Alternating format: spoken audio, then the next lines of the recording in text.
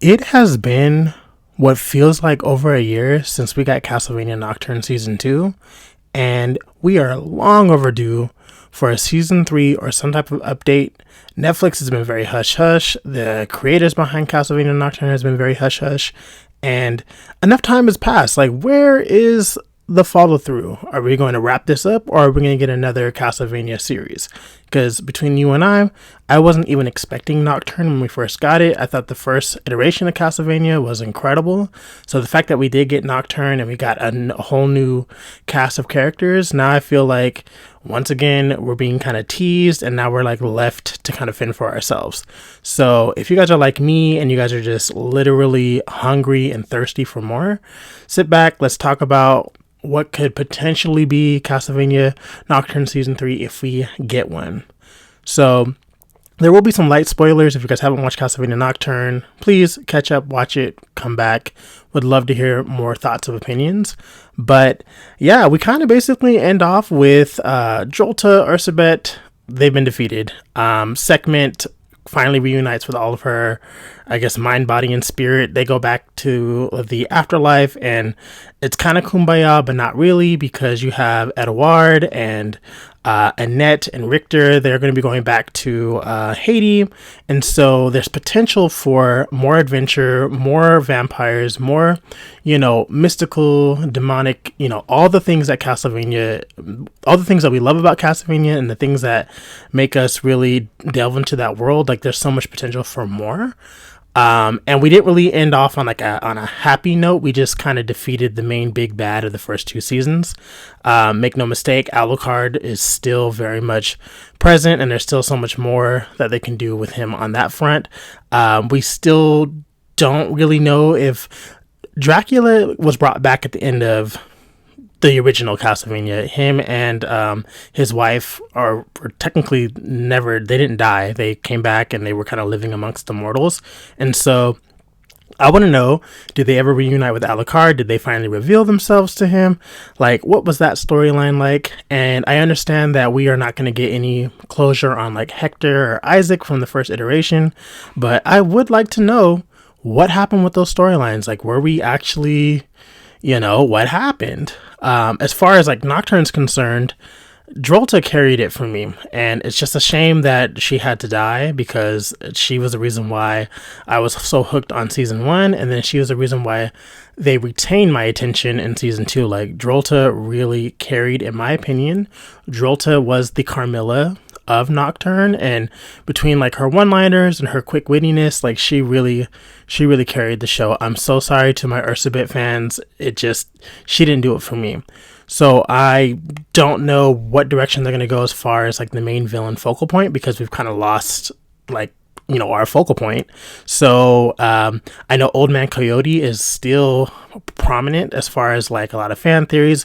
I've even done videos on him about where I think his, what his intentions are. And, we have the story plot points with Terra. Like, there's just so much that we can work on or work with. And there's just way too many loose ends. Like, we have not gotten enough closure as far as Terra is concerned. I would love to see, I would like to see how like her character develops. Like, is she going to reunite with Maria? Is she going to, I don't know, give into her vampiric nature?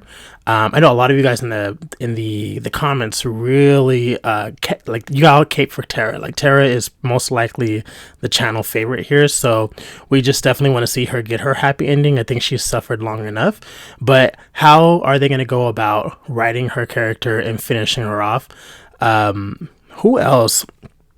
I don't know. Like, Richter, what's funny is like he should be like the main character and the main focus, but honestly, I'm actually happy with how things kind of wrapped up with him.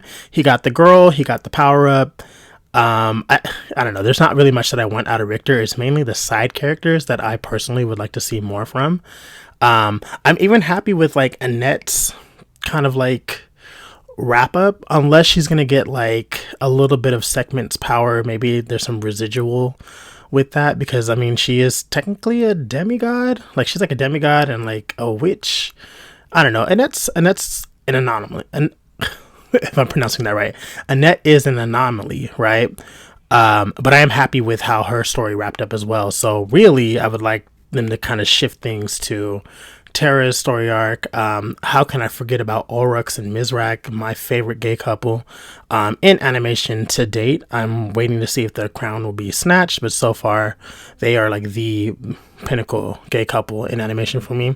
Ulrux is still one of those characters where we're not sure if he is really a good guy or a bad guy. He kind of stays neutral. You could tell that he has his own hidden agenda, hidden interests. Like, what are we going to do with that? We're just going to, again, leave the fandom to kind of fend for themselves and create fan fictions and, I don't know, figure it out as we go. Now that Mizrak is a vampire, also, I apologize for the spoilers, but I would imagine you guys have already watched Castlevania Nocturne in its entirety. But now that Mizrak is a vampire, like, there's so much to unpack with that. And unfortunately for him, his journey into becoming a vampire kind of parallels his sexual orientation. Like, if this was like kind of like a real world parallel, it's kind of like he's been on the DL for years and years and years, and now he's finally come out. And so the thing that he detested the most, he became. And y'all know how I love dissecting Mizrak's character and kind of like, you know, his hypocrisies and just how he's kind of like this raging ball of anger, but then he also is very soft and cuddly on the inside. I would like to see more of Ulrux and Mizrak's relationship play out. You know, if I could write that, and I've said this in previous videos, they would run off into the sunset. They would adopt some children or maybe adopt some pets and run off into the sunset. But I know Richter said that eventually he will be running that fade with Ulrux. So I am almost certain that Ulrux and Richter will be facing off in some capacity. But what does that mean for us, like the viewers? How much longer do we need to wait? I was kind of looking at kind of like the timeline between seasons, and it's usually about a year and a half. And I know that with Netflix, as far as like the animation studio, it does take time to create these episodes and create the animation. So definitely want to give them some time. But the fact that it has been radio silent for months, I mean, since they dropped season 2, we have not heard like any follow-up.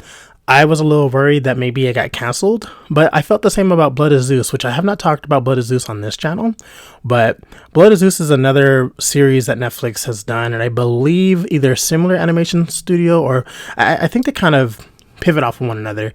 I never thought that we would even get a season 2 or season 3 of Blood of Zeus, and then they just dropped it.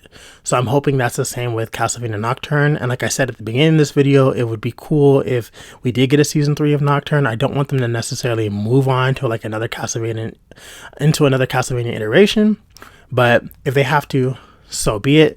But I do know for sure we need to wrap up the thing with Terra. We need to wrap up Old Man Coyote. There's just too much with Ulrux and Mizrak that has been left unsaid. We still don't know how Ulrux and Alucard know each other. Getting back to Ulrux, like, he still has magical powers. Is he a demigod as well? There's just so much to unpack here, and that we just can't be left on a cliffhanger. I think that would be a very disappointing end to what, for me, as far as my experience, has been just such an incredible viewing experience. So let me know what you guys would like to see in this next, I guess, wave of Castlevania Nocturne content from the creators. Like, what would you guys like to see? What storylines would you guys like to see wrap up? I know that this will probably be a great video for you guys to kind of be in the comments and drop your theories, and some of you guys are really good at dropping like the fanfics, and I would love to read all of that, and I'll reply to them as I can. Yeah, so hopefully this could be a great video for us to all just kind of talk and bounce off our ideas. I know it's been a while, so I just wanted to check in and, you know, let you guys all know that I am also waiting for more Castlevania Nocturne content. We just haven't received it. So if you guys like videos like this, stick around, comment. I have many videos similar to this that you guys can kind of comb through. I'll drop the playlist at the end of this video as well.